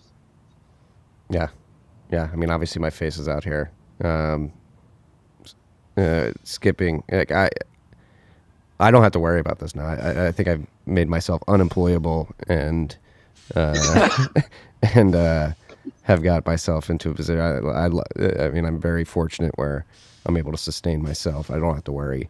I deleted my LinkedIn. I don't have to worry about bosses seeing my political views. Yes, I wear it on my sleeve. I'm fortunate that I can do that. But yeah, if you're in a position where you have a job and you need to report to somebody that may not politically align with your views of the world, a NIM is the way to go. And then, like, on that note too, when you're making your NIM, make sure you do it in a way and you use best practices that ensure that it's very hard to tie back to your real name too. So use a burner email. If you're spinning up accounts on Twitter and stuff like that, try not to attach any phone numbers that are connected to your actual name. Try to use a burner phone to do all that stuff, and think about best practices around creating your NIM. And even with the NIM, I mean, you know, don't. It's easy to assume that doesn't grant you immunity, right? Like, still, I recommend, like, a good posture with a NIM is to be, like, classy. You know, be this kind of top shelf thinker. It's better to be that. Don't be the guy that's, like, rooting for violence. You know, don't be the guy that's having, like, emotional spirals or rooting for violence. A NIM won't protect you from making yourself a political target. I mean, so you know, always I always recommend, especially when you get into divisive stuff, just be classy. Like, it gives you so much room to operate and move if you're just a classy person. You know, be a pacifist, but you can still be a thinker. You can still be a thinker, and you can still opine in terms of, like, what posture people should have to go through these bizarre times we're going through. Yeah, hand up. I need to be better and work towards becoming more classy, even with my. This is personally, like, I want to. I do get heated, and I have been known to Fed post every once in a while. But you don't Fed post. It's not worth it. No, I can't recommend Fed posting. Reduce noticing to a minimum. Yes. Okay. Fauci gets me angry sometimes. Yeah. Number four. Okay, so this is, I hope, painfully obvious at this point, but I don't recommend staying in population center. I don't recommend staying in New York. I don't recommend staying in San Francisco. I think that in Sydney, I think you should probably plan on positioning yourself outside of a city. And the reason I think that is that if you're the state, if you're executing monetary reset, you're taking the lead on following through this great reset, you want to do it in the place where the investment you make on tyranny, it gives high returns, right? So the cost of tyranny on cities is very low, and the return is very high. And so a lot of what you see, if you think through all the COVID videos, you think through all the stuff you've seen, that's all in population centers. And the answer to that is just, it's very simple. the further away you get from the city, the more expensive it becomes to bring tyranny to people's doorsteps. It's just like it's not a very good investment, right? And this is why when you look at reset and wars and over the past, um, the wise people, the people with wealth, especially you look at what the wealthy do, they typically immediately go out in the boonies to where there's low population density. And so I think we could learn from that. When you look at the World Economic Forum's pitch for fourth industrial revolution, it's all based around the idea of smart cities. And so that's the progressive way of saying they're going to build these panoptic cities that have social scoring gates that you can only do whatever your social score allows you to do, and you'll have physical and digital gates that control your behavior. That's what they're aiming at. That's not for hill country in the middle of rural America. That's for cities. That's for blue cities, blue states. So I think you can very easily say, well, I don't want to be there, right? And I think it's good advice. I was in the city in 2019, and when I saw this coming, I realized, yeah, they're not bringing this out in the country. They're going to do it where they get a great investment, where when mainstream media shows them doing it, it looks like, it's affecting everyone. I'm out in the South in a free state now. And if I didn't look at my phone, if I didn't look at the news, I wouldn't know that COVID's happening anymore. I haven't seen a mask in a long time. I come and go as I please. And everyone around me is that way. And I'm not saying, just go out into the middle of nowhere. I mean, the fact is people have careers. So just be pragmatic. I have friends who live 90 minutes out of the city, and that's enough where you could see the drop off of weirdness rapidly, right? You go 90 minutes outside and it feels like you're in a different world in terms of COVID response. And so you could use COVID as a proxy for tyranny and use that as a measure in terms of how affected you'll be in the coming years. And as you travel further outside from like the epicenter of a city, you'll see there'll be a steep drop off at some point. So I have friends who live right outside that drop off, and their plan is to have like a bailout place that's a little further into a country. They're doing like a cabin with their wife. So they're like, oh, we'll make a vacation place and we'll have a bailout spot. And so it's like a two-part thing, and that's because he has a career, he has a family, so he's not going too far from the population center, but he's right after that drop off. And I'm like, that's pretty pragmatic. That's good. Yeah. Right?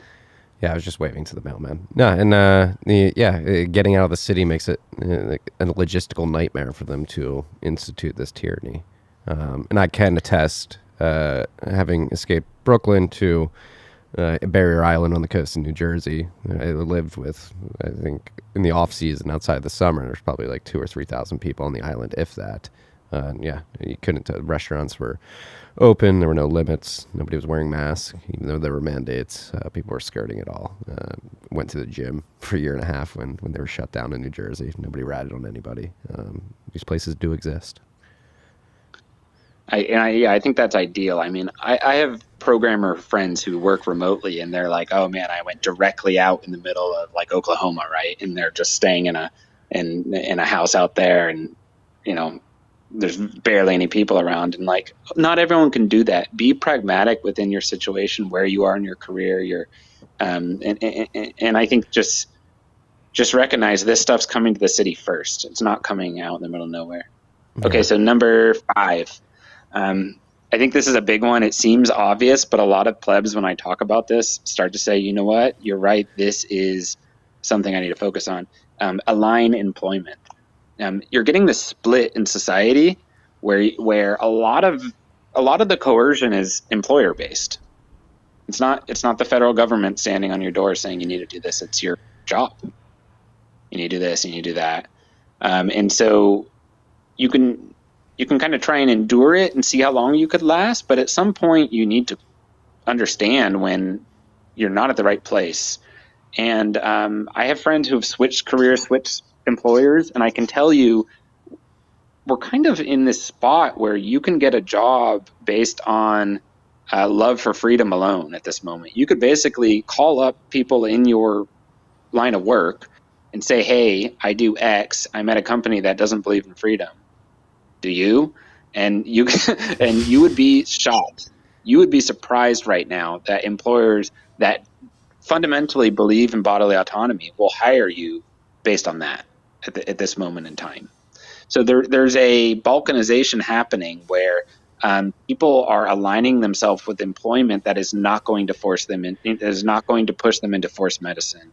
And I think that that's a very good proxy for freedom, right? If you align yourself with an employer that gets that, you're probably going to be set up, you're going to be in a good place in the coming years. And as more and more weird stuff comes out through OSHA and this and that, if you're with an employer that gets it, you're going to be feeling a lot better about your own situation with your family, with your future. Yeah, I mean, and then as a business owner too, think about it. Like you're not just hiring compliant sheep, you're hiring critical thinkers, right? As well. So like as a business owner who's not going to force people to get the jab and do the whole mandate thing, like you're probably actually, it's a massive talent grab right now. It's going on for critical thinkers, and the companies that do mandate it are going to be left with a bunch of docile sheep who probably can't think creatively and actually add value to your business moving forward. The company that I left, the big tech company, we in big tech in tech the tech industry, there was a big shift where once COVID started happening, many engineers started working from home, and not a small part of the industry said, you know what, we're never going back to an office.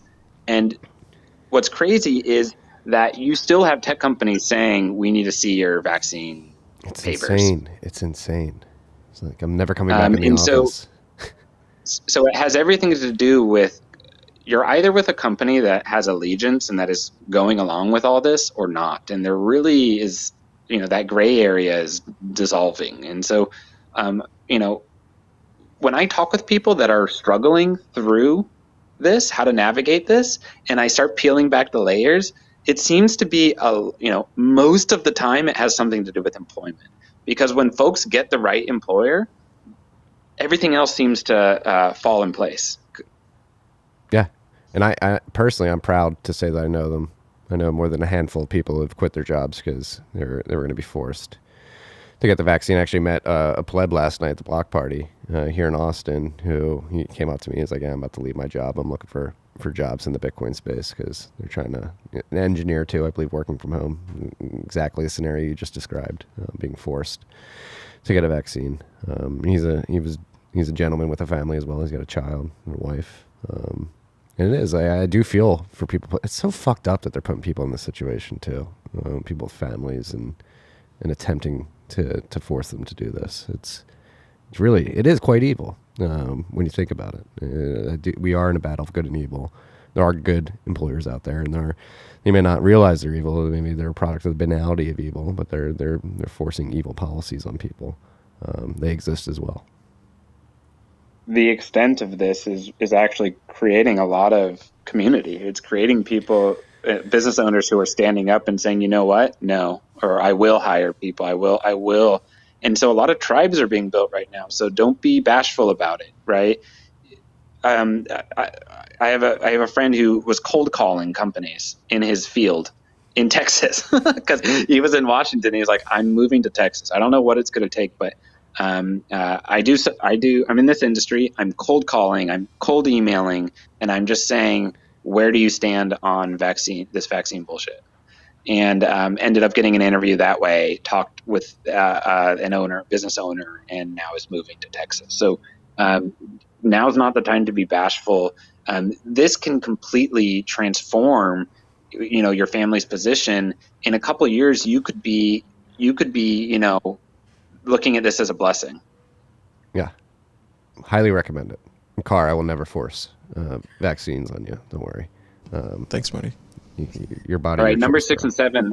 I'm going to combine them. So localism and balkanization. Localism is okay. So one source of anxiety I'm hearing from people is like the food anxiety. That gets greatly reduced when you network with local farmers and ranchers. So hit your farmers markets, search around, call up your ranchers, go meet them, buy them a coffee, buy them a beer, talk through the food shortage stuff. You'll end up being in their little tribe just on that conversation, and you'll have a source that you could buy meat. You'll have a source that you could buy food. Bonus points for getting them orange pilled, right? Because then you'll have a way to pay them too if things get weird with dollars. But it's just good common sense. Bitcoiners' diets are pretty simple. We eat whole, real food. So, that doesn't take massive corporations. You can go find people, believe it or not, that just grow and ranch these foods. So, do it. These people are awesome. They're really important to the future, and you'll feel better. Also, if you're Christian, go do the church thing. Find your church people that are kind of saying no to the Great Reset, that get it. Build a little tribe in your area. Don't just rely on Bitcoin Twitter. That's not. You need to go past that. Get your little local tribe going. Food, your value system. You hear what I'm saying? Agreed. And then and then balkanization. That's a natural extension of that. Basically, you have like these places, Florida, Texas. You have these places where there's a trend taking place. You're seeing them say no to lockdowns, no to vaccine mandates. You're seeing them say yes to like school choice, where they're basically saying you don't have to send your kids to public school. You still get funding, federal funding, and you see this trend of like 2A, basically saying we're not going to listen to any rulings on guns, so we're going to allow people to have guns, and so that effect is basically, it's a polarization between the progressive left and the conservative right, and within that there's a higher degree of freedom and safety. And so throwing your weight behind that is probably not a bad idea. There's a reason people are coming to Texas. There's a reason people are coming to Florida. And so keep that in the purview as you're just setting a path for yourself, right? Like if, sure, if you're in the rural part of Washington state, yeah, that's conservative. It's the city that makes it blue. But at the same time, the rural part of Texas is very conservative. And in these times that we're in, I can attest that it's a big boon. It gives you a place to kind of batten down the hatches, to do a little bit of citadel building. I really think that as we get to peak reset through 2025, being positioned in a free state is probably better than being in a blue state, especially as you see, we want to keep a close eye on what's going on with these PC concentration camps. And so, I don't want to do that from Connecticut. You know what I mean?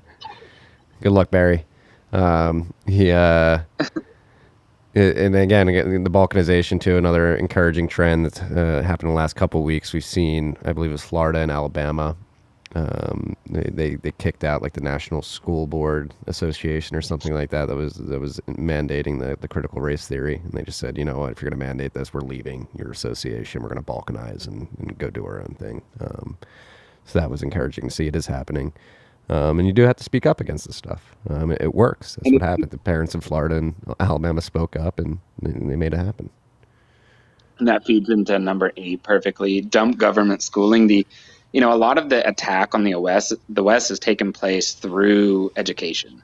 And so basically you have this Marxist agenda that is completely soaked public schooling, soaked colleges.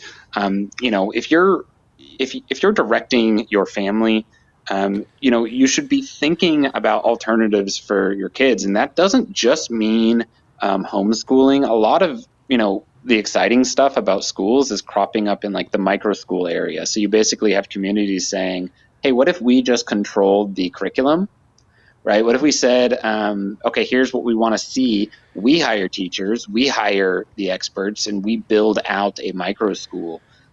That's really extremely exciting, and be a part of that, right? We don't want to propagate the same problem into the future. If we're truly going to realize a decentralized revolution, if we're truly going to lean into the Bitcoin era, we need to make sure that these ideological, these thought parasites, we're not passing those down through our kids. No, and there are models. Actually, one of the audiobooks I listened to on my drive down to Texas, was called the Benedict option, and it's a Christian perspective on our modern age and how to detach ourselves from the sort of Marxist intrusion in our life. And this list is actually the aligns what we're walking through right now aligns very tightly with the theme of the book. And like if you're a Christian, there are like sort of curriculums out there for like a classic Christian teaching that dives into history and morals and all that stuff as well. That stuff's accessible online if you're looking to do that. There's a big movement of people geeking out and like finally getting their hands around education and taking ownership of it. And for kids, it's micro schools and the return of like classical Western teaching, and then in the college era, like already we had things like Lambda where people were sort of connecting the dots that, oh man, you could do a workshop based online college and get just as much value as you did at a 4-year universities. And so like there's in both areas, there's a lot of geeking out happening. And so there's no reason to despair or keep doing the old things. Like you can get in there and get excited about it. So you feel really positive about the future. It's not enough just to like opt out at every layer. You need to make sure that your lineage is set up for success. Agreed. Number 9. All right. Number 9, proactive austerity. Okay, so one source of anxiety that plebs have, it's in the back of their mind, and this sits right after employment, is that like their lifestyle is going to be greatly affected by making moves that put them in a good position for reset, right? So they see all these warning signs, and they're kind of like in the back of their mind, like, oh man, I live a certain way. I'm going to take a big hit in how I live. And I think it's a little bit of a wake-up call. It's like you've probably already taken a big hit in how you live with COVID. You've already adjusted to a new way of living through lockdowns. So basically, I don't mean pull your belt in, but proactive austerity means there's fun in it. There's fun in geeking out and like taking stock of how little you actually need to thrive. I don't mean survive. I mean thrive. Like I do OMAD on carnivore, and like I've kind of blown away. My wife and I we climb for fun, and I read, and like I'm like taking stock of my activities, and I'm like, wow, it's you don't need much. You really don't. You don't need much, and you can really pull things in. I have friends who are they're not in a house anymore. They're renting, and they moved out in an area that it's surprisingly affordable. And so like there's a lot you could do, and there's a direct correlation to that in your perspective on freedom and what you and how much options you think you have in the future. So anytime you're going into an area into a time where things look bleak, it makes sense that you would actually engineer your optionality to the max. Mm-hmm. Right? Yeah. So yeah.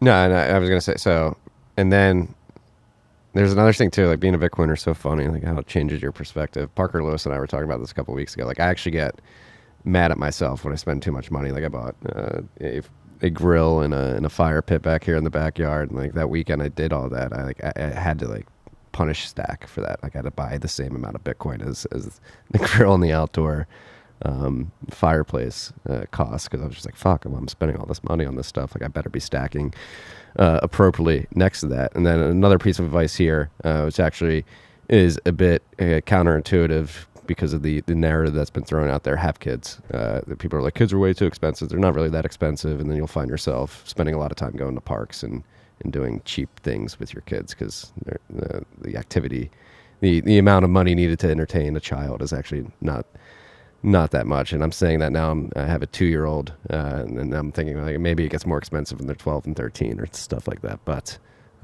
a young child, at least, it's not very expensive yet. And those words may come back to bite me in the ass now as I'm thinking through this. But at least up until this point, it hasn't been that much. I go out less. I go to the park more at this stage in my child's life. Well, I think having a family, it deepens the why, so that you're able to justify any how. And all these type of steps, these strategic steps they're tough on a person, but when you have that real deep why, it's like, yeah, of course I can do this and more, and I will. Yeah. Yeah, I highly recommend having kids. I fucking love it. Last but not One thing least, or one sorry. thing I've done recently, I've been geeking out on the idea of uh, so when my wife and I buy things, we add three zeros to it, because that's the opportunity cost. And the thing that you're buying is, there's about, I think, about three more cycles left before the super cycle. You can just add a zero for each cycle, and that gives you a sense. So if you buy $100,000 car, add three zeros to it, right? Maybe you shouldn't buy $100,000 car, or this type of thinking. And that was kind of like a phase one for us. It helped us with proactive austerity, because we were just like, oh, geez, let's live really tight in relation to that. And after that, we started thinking, so I'm retired, quite young, but I keep a long runway in checking, and I have for a while, because it's like the just in case, right? Have a bunch of fiat, right? Just in case. We recently got on zero, and so we actually don't hold any dollars. I haven't had a penny in weeks, ever, not once. And so what we do is we put everything on credit cards, and then once a month I convert some sats to US dollars, and I pay the credit card bill off. And so within our financial accounts, we never ever have a single dollar, a single penny. And it's the same thing when that's you have to take a leap to do that. It's funny. It's like the last 1% is harder than the first 99%. Yeah. With get on zero. But this journey is like, it led me to like this little startup in Austin called Level, and they're like trying to make like a Bitcoin native bank that solves like the checking account problem. And it's like, it was such a great like chance matchup between a problem and a company. And I started talking to them for just a couple of weeks, and they're like, oh my gosh, they realized what a hair on fire problem this is. And now they're dumping shit coins. They're going Bitcoin only. And they're just going to solve the problem of like, okay, everything you need from your checking account. Wouldn't it be nice if your checking account was 100% Bitcoin, and you could still do like ATM, bill pay, ACH, wires, all the things that you do out of your normal bank? What if you could just do that from Bitcoin? And the minute that you slid your debit card or whatever, it just automatically converted the exact amount of Bitcoin to US dollars for no fees, right? What if that was the service? And so, they've been kind of leaning in that direction. And I realized, wow, this is another way, because then I'm not even saying add three zeros to it. I'm literally, every time we pay our credit card bill, I'm like, oh man, I'm selling Bitcoin, right? Because I don't have any more fiat left, and I haven't for a long time. And that helps you get in the mindset of, you really understand every time you pay for something, the opportunity cost of it. Yeah. What are your thoughts on the tax implications of getting off zero, though? Does that worry you at all? For plebs or? Well, sure. I mean, part of it is like, oh man, it's going to create a bunch of transactions, and that's a headache. So there's that. But what Level is going to do is just give me like an auto-generated form. So you put fiat in Level, you convert it to Bitcoin, you live on it, you can do direct deposit to it. You get a form at the end of the year that will show you your cap gains. Now, if I kept that all in fiat, I wouldn't have any cap gains, right? If it goes in Bitcoin, I'm either going to have gains or losses. If you have gains, even though it sucks to pay taxes, it's still your net ahead, right? So just for example, let's say you keep $100,000 in checking, which is about what I kept in checking. And let's say I kept that in Bitcoin for the last 4 years instead of fiat, right? So that might be $1 million now. And yeah, I might have to pay. And as I was spending, it was small cap gains. So I wasn't holding a lot of it. So I might have to pay 30% of that in cap gains. So it's $100,000 versus 700,000, right? Yeah. So yeah, you pay your cap gains, but like, how much further ahead would you be if you stopped holding fiat years ago? Yeah. That's ultimately what it comes down to. But yes, there's an extra, like, so my tax guy, my accountant, he's going to get additional form, and I might have to spend time answering questions on that. But yeah, that's how I feel about it. They just need to make it legal tender, or just maybe not call it legal tender. We're just It's a currency, despite what Well, I Christopher tell you, Bell my says. my my wife didn't like the idea, but once the prices in the grocery store started raising, she was like, just in case, let's keep fiat. And I'm like, just in case they stop printing money, just in case the food in the grocery store gets cheaper. Like none of those things seem likely at this point. So is there an inflection point in the future where it makes no sense to hold fiat? Some people live paycheck to paycheck, right? So they keep their fiat around from their salary just long enough to pay their bills, and then whatever's left over, they buy Bitcoin, right? Mm-hmm. At some point, there's an inflection point, just like you saw with Zimbabwe or Venezuela, where you wouldn't even want to hold it for a couple hours. You would immediately want to throw it in Bitcoin because at least you'd have purchasing power and it wouldn't get eroded that rapidly. Hyperinflation, right? So if you know that inflection point is coming, is it 10 years away? Probably not. It's probably low years away. So it makes sense to actually get ahead of that and build the muscle, feel the pain now, build out the behavior. So you're like, okay, I'm used to this before that inflection point. And so that's kind of part of what I've been doing the last couple of weeks is just like, man, can we live on $0? And the answer is, with something like a level, you can. I know some people are doing it with like a Strike and Cash App. So I don't have any allegiance to level other than I'm excited they're focusing on like building a Bitcoin checking account. But I guess the thing is you can do it. You can do it now. You can do it today. I've been doing it. So that's part of number 9. And number 10, bolster body and mind. It's time to get ripped, freaks. Let's go. Yeah, part of it is like, there's like common sense stuff like lifting, having a hobby that's physical. I like to climb. Some people do like basketball or something, but like something that you find yourself attracted to doing every week, that acts as an output for all the stress that's being built up as part of this psychological warfare that's being conducted. You need a healthy way to let that out, and it shouldn't be just like going out and drinking, right? Like, sweating is a very good outlet, and the other thing is just like arranging your mind. I'm a big fan of bullet journaling. Bullet journaling just lets you. It's like a combination between a sketchbook, a to-do list, an agenda, and you maintain it all by hand in a blank like grid journal. And it's very meditative, and it helps you organize your thoughts and your priorities, so you always feel calm and organized, and like you're on top of what needs to happen today, next week, next month. So I've actually been bad on that in like last year since COVID. But before COVID, I was really good keeping a detailed journal for like 6 or 7 years. What you'll find too, I go back and read mine every once in a while. I'm sure some of you freaks have seen me share some notes from some of my journals years past on Twitter. But you can actually, if you believe in manifestation and self-actualization, doing that actually helps. Like write down what you want to do, want to become. And it's funny going back and reading what I was writing in like 2014, 2015, and where I am today. I think that was helpful in helping me get here.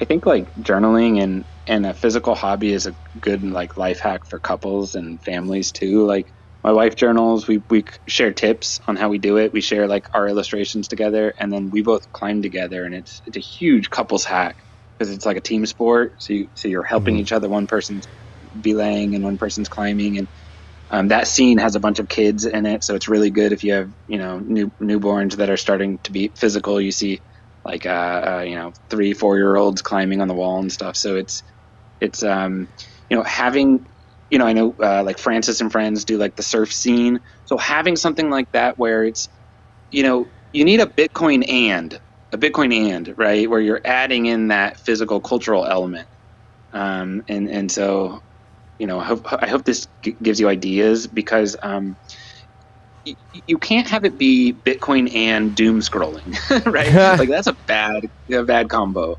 Yeah. And part of like keeping your head really narrow as you and staying excited as you navigate all this is you can be zoomed out, but you need that physical and mental element. if you're geeking out on spiritualism or religion, like that can work too. Find those communities. And that's it. These are my 10 recommendations for what I think folks should be doing to navigate the Great Reset, to set themselves up for the Bitcoin era. Um, you know, I think even though it's a really overbearing and heavy and terrifying kind of reality that we're experiencing, the fact is that we are strong enough to endure this and more. And um, the human spirit is not going to be defeated. We will prevail. Our spirits will soar. We're going to do this thing. We are going to make it. And so you just, it's about zooming out enough to see that you wouldn't want to be the state right now. You really do want to be the good guys with Bitcoin. And it's just a matter of letting this whole experience transform you into the type of hard man that can leave this soft era behind. I don't think I could say it any better. I don't think I want to muddy the end of this episode anymore. I think that's a perfect ending. 10 tips to lead us through this great reset, to create a strong society built on strong men. Laser Huddle. It's always a fucking pleasure, sir. Thank you, Marty. I hope we can do it again in a couple months and talk about what, I started to think about what the Bitcoin era will actually look like. What shape will it take? And that's where a lot of the really exciting stuff comes from, because you start to realize the type of future we can build. And we'll do another recap and see what's going on with the Great Reset. And it's always a pleasure, man. Well, as I always do, I look forward to that next conversation. I hope you enjoy your Friday night wherever you are. I'm actually, I've got to go. We're doing Christmas decorating tonight as a family. A nice family activity on a Friday night. Amen, man. Merry Christmas. All right. Merry Christmas. Peace and love, freaks.